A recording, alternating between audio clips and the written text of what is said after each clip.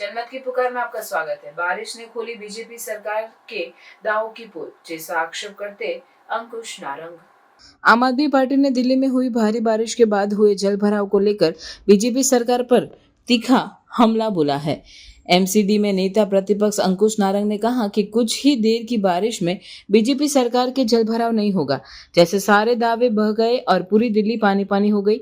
नारंग ने बीजेपी के खोखले वादों को उजागर करते हुए मुख्यमंत्री रेखा गुप्ता, पीडब्ल्यूडी मंत्री प्रवेश वर्मा और मेयर राजा इकबाल सिंह पर निशाना साधा। उन्होंने याद दिलाया कि इन नेताओं ने दिल्ली वासियों को आश्वस्त किया था कि सभी इंतजाम कर लिए गए हैं और वे मानसून का आनंद लेंगे, लेकिन जमीनी हकीकत कुछ और ही निकली। नारंग ने पूछा कि जब प्रवेश वर्मा ने जलभराव होने पर अधिकारियों को निलंबित करने की बात कही थी, तो अब कितने अधिकारियों को निलंबित किया गया।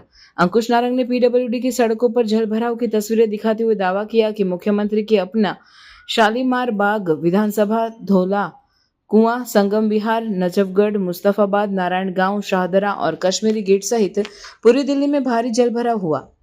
उन्होंने सरिता विहार में बीजेपी के विकास कार्य के बोर्ड के बावजूद पानी भरने का भी जिक्र किया।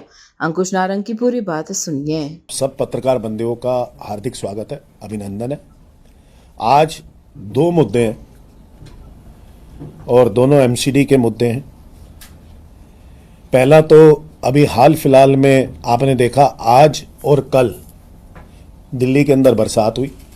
मॉनसून दिल्ली के अंदर दस्तक दे चुका है और मॉनसून के अंदर शुरू होने से पहले माननीय हमारी मुख्यमंत्री रेखा गुप्ता जी ने ये कहा था कि इस बारी मॉनसून के अंदर हमने सारे मेजर्स उठा लिए, स्टेप्स उठा लिए, इस बारी दिल्ली की जनता को कोई दिक्कत नहीं आएगी। उन्हीं के मंत्री ने ये कहा था कि हमने 400 से ऊपर पॉइंट्स को आइडेंटिफाई कर लिया है और वो 400 से ऊपर जो पॉइंट्स हैं उसके ऊपर हमने ऑफिसर्स की जिम्मेदारी लगा दी है और जिम्मेदारी लगाने के बाद वहां पे आपको जो भी पॉइंट पे पानी भरेगा तो हम ऑफिसर्स का सस्पेंशन कर देंगे तुरंत प्रभाव से। एमसीडी में मेयर राजा इकबाल सिंह जी ने ये कहा, मैंने खुद वीडियो देखा है, आप लोगों ने भी देखा होगा। उन्होंने कहा कि दिल्ली वासी इस बारी मॉनसून को एंजॉय करेंगे। स्टैंडिंग कमेटी के अंदर जब पीछे स्टैंडिंग कमेटी हुई और पहली बैठक हुई तो उस बैठक के अंदर इन्होंने ये कहा कि जैसे नोडल ऑफिसर सारे दिल्ली सरकार ने लगा रखे हैं, ऐसे एमसीडी का भी एक एक नोडल ऑफिसर लगेगा और नोडल ऑफिसर लग के जल भराव ना हो, नालों की सफाई हो, उसको देखेंगे। लेकिन मैं आपको कुछ चंद तस्वीरें दिखाता हूं। ये तस्वीरें झूठ नहीं बोलती, ये तस्वीरें हमेशा सच बोलती हैं।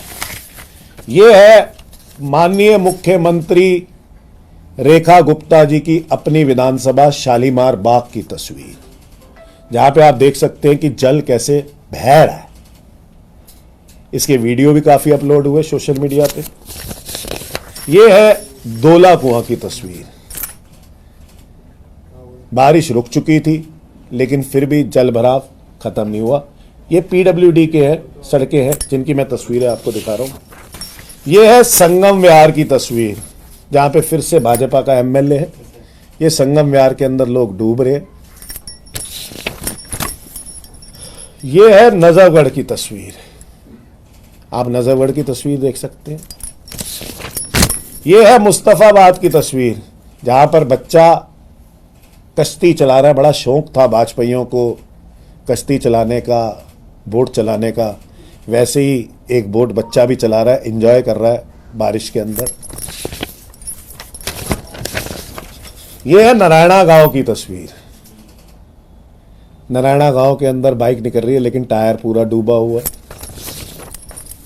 यह है शाहदरा की तस्वीर, जहां से फिर भाजपा का विधायक है और यह तस्वीर शाहदरा की है। यह तस्वीर है कश्मीरी गेट की, जहां पे आपका दिल्ली का बस अड्डा है और वहां की तस्वीर ऐसी है। यह तस्वीर है सरिता विहार की तस्वीर।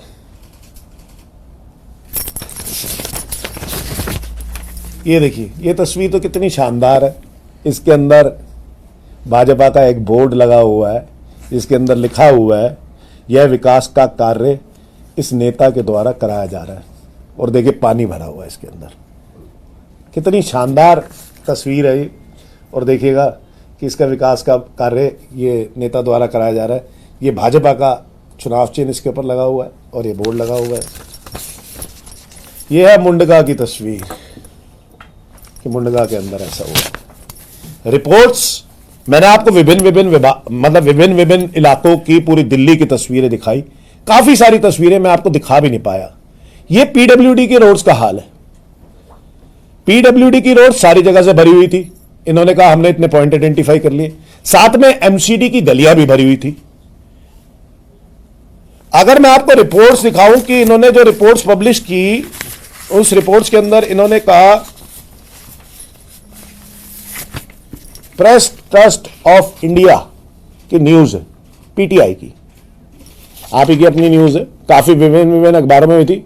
Delhi prepares for monsoon, PWD completes 82% of drain desilting work. 82% तो इन्होंने करीबन एक महीने पहले जून 30 10 दिन 15 दिन पहले ही इन्होंने खत्म कर दिया था।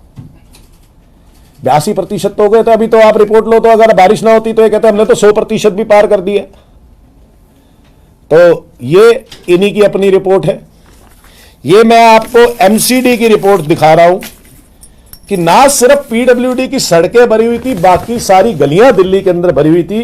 इसके अंदर लिखा हुआ है, ये देखिए दिल्ली नगर निगम की ऑफिशियल रिपोर्ट दिखा रहा हूं मैं, ऑफिशियल रिपोर्ट एमसीडी की। इसके अंदर लिखा हुआ है क्या सभी नालों की सफाई कर दी गई है जिसकी वजह से बरसात में उनके फ्लो में बाधा उत्पन्न ना हो? उत्तर सुन लीजिए। हां, सभी क्षेत्रों में प्राप्त रिपोर्ट के अनुसार सभी नालों की लगभग सफाई पूरी कर दी गई है और सभी नाले की सफाई का कार्य पूरे वर्ष किया जाता है। ये रिपोर्ट, ये दिल्ली नगर निगम की रिपोर्ट है। इन्होंने आगे ये रिपोर्ट भी दे रखी है, लेस देन जो 4 फीट से होते हैं, अबव देन 4 फीट से होते हैं, उनकी रिपोर्ट भी पूरी की पूरी इन्होंने सबमिट कर रखी है कि कितने नाले इन्होंने साफ कर दिए। यानी एमसीडी के हिसाब से 100% काम हो चुका है, पीडब्ल्यूडी के हिसाब से 82% 10 दिन पहले ही हो चुका था, लेकिन फिर भी दिल्ली के सारे इलाकों के अंदर जल भरा हुआ। तो क्या यह रिपोर्ट सच्ची है? क्या भाजपा ने कोई कदम भी उठाए इस जल भराव को रोकने के लिए? दूसरी बात, जो उन्होंने ऑफिसर्स कहे थे, 443 ऑफिसर्स की ड्यूटी लगाई थी और एमसीडी ने भी ऑफिसर्स लगाई थी, क्या किसी का सस्पेंशन लेटर निकला या मीडिया में पब्लिश हुआ है क्या अभी तक? जिस दिन बारिश हो रही थी, क्या उस दिन दिल्ली का मेयर राजा इकबाल सिंह जो ये कहते हैं कि आप मॉनसून एंजॉय करेंगे, क्या वो दिल्ली की सड़कों पे थे? जवाब है नहीं। क्या दिल्ली की मुख्यमंत्री दिल्ली की सड़कों पे थी? जवाब है नहीं। क्या दिल्ली के मंत्री जो भाजपा के मंत्री हैं, क्या वो दिल्ली की सड़कों पे थे? जवाब है नहीं। दिल्ली की जनता को बड़े बड़े वादा करके भाजपा आई सत्ता में और आने के बाद सिर्फ और सिर्फ दिल्ली की जनता को धोखा मिला और जल भराव की तस्वीरें इतनी भर भर के आ रही हैं। जो ये वादे इतने खोखले खोखले किया करते थे, जो ये वादे किया करते थे कि दिल्ली की जनता को बिल्कुल भी इस बारी जल भराव से बिल्कुल भी सफर नहीं करना पड़ेगा, जबकि पूरी दिल्ली की जनता, इस बारी दिल्ली की जनता ने भर भर के देखा कि हल्की सी बारिश में जब मॉनसून ने दस्तक दी है तो दिल्ली की जनता ने बारिश के अंदर सफर किया। और मुझे तो पत्रकारों ने बताया कि जनता को 5-5 घंटे 6-6 घंटे बारिश के अंदर सफर करना पड़ा। वो मतलब एक लोकेशन से दूसरी लोकेशन तक पहुंच नहीं पाए। तो भाजपा को जमीन पर उतर कर काम करना चाहिए, ना कि सिर्फ एक महज फोटो शूट करना चाहिए कि जिसके अंदर भाजपा की 4 इंजन की सरकार, यानी कि एलजी साहब, दिल्ली के मुख्यमंत्री, दिल्ली का मेयर, दिल्ली के मंत्री सारे खड़े होकर नाले पे फोटो खिंचवाएं। उससे बेहतर है कि दिल्ली के नाले साफ करवा लें, असली में साफ करवा लें, और साथ में एमसीडी के सारे नाले साफ करवा लें ताकि दिल्ली की जनता को सफर ना करना पड़े। भाजपा को अपनी कथनी और करनी में जो इनके फर्क है वो एक समानता करनी पड़ेगी और दिल्ली की जनता की तरफ इनका जो दायित्व बनता है उसको अदा करना पड़ेगा। दिल्ली की जनता भी जल भराव सहन नहीं कर सकती आगे। दूसरा जो हमारा मुद्दा है, हाल फिलहाल में मैंने पिछले हफ्ते एक प्रेस कॉन्फ्रेंस करी थी। वो प्रेस कॉन्फ्रेंस एजुकेशन डिपार्टमेंट में थी, एमसीडी, जब मैंने कहा था कि भाजपा और एमसीडी का एजुकेशन डिपार्टमेंट मिलकर भ्रष्टाचार करता है। इन्होंने सीनियरिटी लिस्ट निकाली थी। अब उसी सीनियरिटी लिस्ट के ऊपर एमसीडी ने प्रमोशन लिस्ट भी निकाल दी, एजुकेशन डिपार्टमेंट ने, यानी कि इनके शिक्षा विभाग ने एक लिस्ट भी निकाल दी, प्रमोशन की लिस्ट निकाल दी। जब वो सीनियरिटी लिस्ट ही सही नहीं थी तो प्रमोशन की लिस्ट कैसे सही हो सकती है? मैं इसके अंदर आपको तथ्य दिखा देता हूं। कई रिपोर्ट्स आई जिसके अंदर भाजपा दलित विरोधी है। आपने कल सुना होगा, क्यों? क्योंकि सफाई कर्मचारियों के अधिकार का हनन कर रही है भाजपा। शिक्षा विभाग के अंदर भी ये लोग दलितों का अपमान कर रहे हैं और उनको इक्वल अपॉर्चुनिटी नहीं दे रहे। जो बाबा साहब भीमराव अंबेडकर ने कहा था, राइट टू इक्वालिटी, वो लोग एक समानता भाजपा नहीं करती दलितों के साथ। ये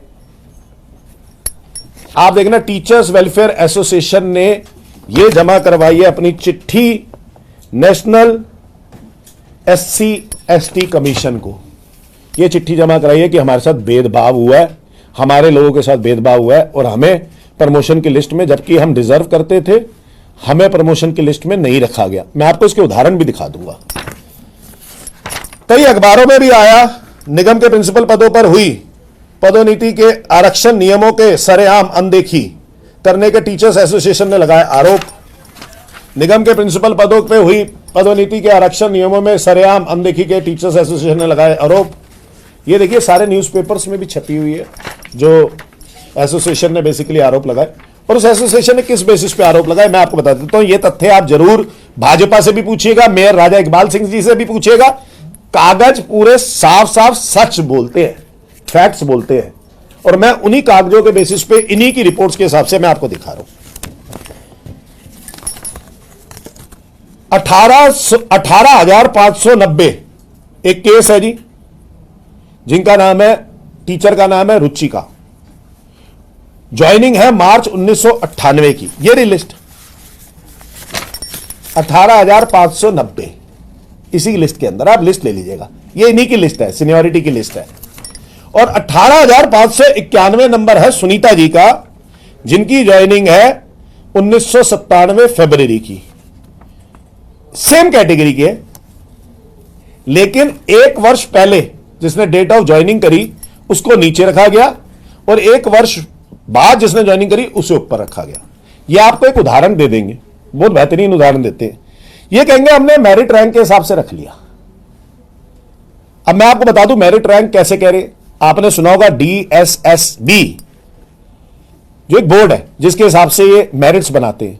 वो DSSB की फॉर्मेशन ही 1999 में हुई है, जबकि यह सीनियरिटी लिस्ट 1995 से 2002 तक की है। तो 1995 से 2000 तक का क्या हुआ? वो जो 1999 में DSSB की फॉर्मेशन हुई, उसकी पहली वैकेंसी 2000 के अंदर निकली है, सन 2000 में निकली, और उसकी जो पहली अपॉइंटमेंट हुई सन 2001 में हुई। तो मैं मान सकता हूं कि DSSB की तो मेरिट रैंक 2001 से आपने मान्य कर ली होगी, लेकिन 1995 से लेकर 2001 तक की रैंक्स का क्या हुआ, वो आपने कैसे मेरिट की? मैंने पिछली बार भी बताया था, 1997 से 1998 में एक भाजपा के बहुत ही पुराने नेताजी थे, उस टाइम मुख्यमंत्री थे, उन्होंने अपने लोगों को लगवाया और लगवा के इस एजुकेशन डिपार्टमेंट में टीचर्स बनवा दिया। अब उनके क्या मेरिट के बेसिस थे वो भी शो करें। दूसरी बात, आपने सुप्रीम कोर्ट का ऑर्डर है, मैंने आपको बताया था पिछली बार, सुप्रीम कोर्ट की गाइडलाइन है कि आपको पहला रखना चाहिए सुप्रीम कोर्ट के हिसाब से डेट ऑफ बर्थ। ये रहा सुप्रीम कोर्ट का ऑर्डर, डेट ऑफ बर्थ, और सॉरी डेट ऑफ ज्वाइनिंग। अगर डेट ऑफ ज्वाइनिंग आइडेंटिकल है तो फिर रखना चाहिए डेट ऑफ बर्थ। अगर डेट ऑफ बर्थ भी आइडेंटिकल है, यानी कि एक समान है, तो आपको देखनी चाहिए मेरिट रैंक। तो डेट ऑफ ज्वाइनिंग ही इसके अंदर डिफरेंट है, तो उनको ऊपर कैसे रख दिया और इनको नीचे कैसे रख दिया? आपने मेरिट रैंक के हिसाब से सीनियरिटी लिस्ट बनाई, तो इस पूरी लिस्ट के अंदर ये आपकी अपनी सीनियरिटी लिस्ट है जो आपने पोर्टल पे डाली थी। उसके बाद आपने जब कहा कि चेंजेस करके हम वो कर देंगे, इसको अगर आपको कोई दिक्कत है तो हम उसको इंप्रूव कर देंगे, वो आपने दोबारा पोर्टल में नहीं डाली। मैंने अखबारों में पढ़ा था, इन्होंने कहा कि हमने जोनों में दे दी। जोनों के बाहर बगैर दीवारों पे चिपकी हुई लिस्टों को कौन पढ़ेगा? पोर्टल में जब आपने डालनी है तो ट्रांसपेरेंट रखो सिस्टम, पोर्टल पे डालो एमसीडी की, आपने डाला नहीं। यह लिस्ट आप ही की अपनी छापी हुई लिस्ट है, इसके अंदर कहां मेरिट रैंक मेंशन है, आप हमें बता दो कि आपने बढ़ाया कैसे। ये अपने लोगों को पर्ची काट के, समझना मेरी बात को, पर्ची को आप अच्छी से समझते होंगे, ये एमसीडी के एजुकेशन डिपार्टमेंट का और भाजपा का मिलके भ्रष्टाचार है, उनको ऊपर कर देते हैं। दूसरी बात, अब मैंने आपको जो उदाहरण दिया है वो मार्च और फरवरी का दिया है। मार्च और फरवरी के उदाहरण के अंदर साफ साफ सी बात है, एक साल के अंदर गैप है, 6 महीने के अंदर, 6 महीने के अंदर डीओपीटी के रूल्स के हिसाब से सीनियरिटी चेंज हो जाती है। मतलब अगर 6 महीने से ज्यादा का गैप हो, डीओपीटी का रूल है, तो वो व्यक्ति हमेशा जूनियर माना जाता है। आपने तो 1 साल के गैप में ऊपर कर दिया, आपने तो डीओपीटी को भी नहीं, नजरअंदाज कर दिया। दूसरा एग्जांपल दे रहा हूं, मैंने आपको कहा कि दलित विरोधी हैं, 18,438 नंबर पे, मैं नंबर आपको इसलिए बता रहा हूं कि आप सुनिएगा, 18,438 नंबर पे पुष्पा जी हैं, जिनकी ज्वाइनिंग 1/1/1998 1998 है, जो कि वही साल था जो मैंने आपको बताया कि अपने लोगों को रख रहे थे। और 18,438 के बाद जितनी भी ज्वाइनिंग है 18,450 तक, वो सारे एससी हैं। ये रही लिस्ट, सारे एससी हैं। 18,450 के व्यक्ति का नाम बता देता हूं, कृष्ण कुमार जी हैं, एससी हैं, उनकी ज्वाइनिंग है 8/1/1997। फिर से 1 साल पहले वाले व्यक्ति का नाम इन्होंने उसकी लिस्ट में बाद में रखा। और 1839 नंबर का भी, 18,439 नंबर का भी 1/7/1997 है, 18,440 का भी 9/1/1997 है, और वो भी एससी है। बीच में सारे एससी हैं, यानी कि दलित है, जिनके अधिकार इन्होंने छीन लिए। ये तो ही सीनियरिटी लिस्ट की बात। आप सारे कागज देख लें और इनसे जवाब पूछ लें। इन्होंने इसी सीनियरिटी लिस्ट पे एक प्रमोशन लिस्ट निकाली जी। ये प्रमोशन लिस्ट है, ये देखो जी, म्युनिसिपल कॉर्पोरेशन ऑफ दिल्ली, मैं इन्हीं की प्रमोशन लिस्ट दिखा रहा हूं, ऑफिस ऑर्डर। प्रमोशन लिस्ट में पहला नंबर है रिटायर्ड, पहला नंबर में क्या लिखा हुआ है, रिटायर्ड ऑन 30/6/2025। कौन ये रिटायर हुआ 30/6/2025? कोई नाम नहीं लिखा। पहला नंबर है रिटायर्ड ऑन 30/6/2025। मुबारक हो डायरेक्टर साहब, आप रिटायर हो गए, एजुकेशन डायरेक्टर साहब आप रिटायर हो गए। पहला नाम आपका है, या पहला नाम मेरा है, या पहला नाम किसी पत्रकार का है? ये कौन बताएगा जी इसके अंदर? रिटायर, ये ऑफिशियल लिस्ट है, ये एजुकेशन डिपार्टमेंट है, शिक्षा विभाग जो हमारे बच्चों को शिक्षा देता है। ये हालात है, रिटायर्ड ऑन 30/6/2025। कौन हुआ जी रिटायर? 10वां नंबर रिटायर्ड ऑन 30/6/2025। और मजे वाली बात है, जिनको भी रिटायर होकर दिखाया हुआ है वो सारे एससी हैं। पहला नंबर एससी, 10वां नंबर रिटायर्ड ऑन 30/6/2025 एससी, यानी कि दलित, रिटायर्ड ऑन 30/6/2025 11वां नंबर दलित।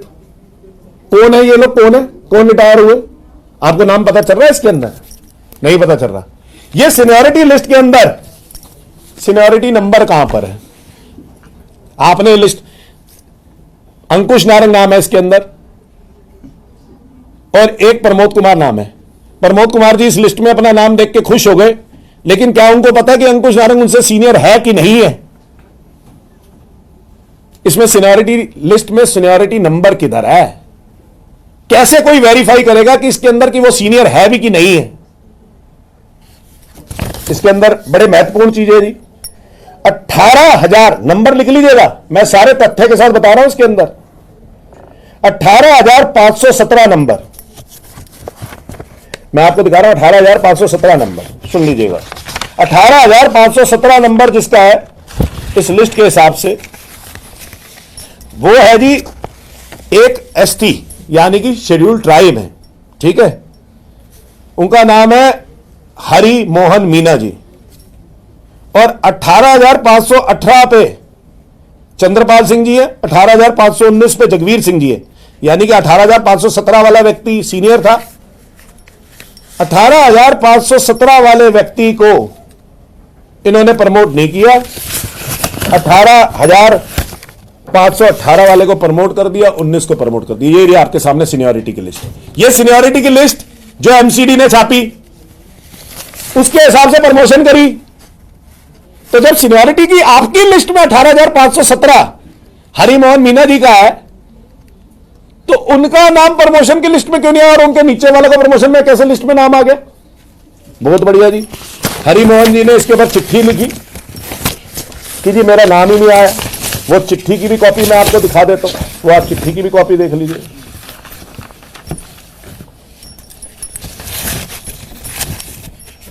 उनकी चिट्ठी की भी कॉपी मैं आपको दे देता हूं, वो चिट्ठी की भी कॉपी आप देख लीजिए और उसको देख लीजिए। दूसरा उदाहरण दे रहा हूं जी, दूसरा उदाहरण ले लीजिए। दूसरा उदाहरण है भारत लाल मीना जी का, जिनका है 18,539 नंबर। दोनों सेम कैटेगरी, मैं कैटेगरी इसलिए बता रहा हूं सेम, क्योंकि सेम कैटेगरी के लोगों को सेम क्राइटेरिया होता है ना प्रमोशन का। जिनकी ज्वाइनिंग थी 9/1/1997 की, और साथ में श्यामलाल मीना जी का, जिनकी ज्वाइनिंग थी 9/4/1997 की। तो 9/1 वाला यानी कि 9 जनवरी वाला पहले होना चाहिए था, ना कि 9 फरवरी वाला होना चाहिए था। लेकिन फिर से इन्होंने 9 जनवरी वाले को भारतलाल मीना जी को छोड़ दिया और उनको प्रमोट कर दिया। फिर ये आपके सामने उदाहरण है। ऐसे एक फिजिकली हैंडीकैप्ड एससी था, दलित था, उसका नंबर था 18,564 विजय सिंह जी। उनको छोड़ दिया गया 16/1/1997, जबकि 18,152 वाले को 10/2/1997 कपिल बत्रा जी को ले लिया गया। ये सीनियरिटी लिस्ट के अंदर भी गड़बड़, प्रमोशन लिस्ट के अंदर भी गड़बड़। ये सीनियरिटी लिस्ट भी इन्हीं की छपी हुई, ये प्रमोशन लिस्ट भी इन्हीं की छपी हुई। करे तो करे क्या, आप मुझे बता दो कि कैसे इन्होंने प्रमोशन लिस्ट छापी, कैसे इन्होंने सीनियरिटी लिस्ट छापी, और कैसे इन लोगों ने सारे लोगों को, टीचरों के साथ धोखा किया, सिर्फ अपना भ्रष्टाचार करने के लिए, सिर्फ अपने लोगों को आगे बढ़ाने के लिए।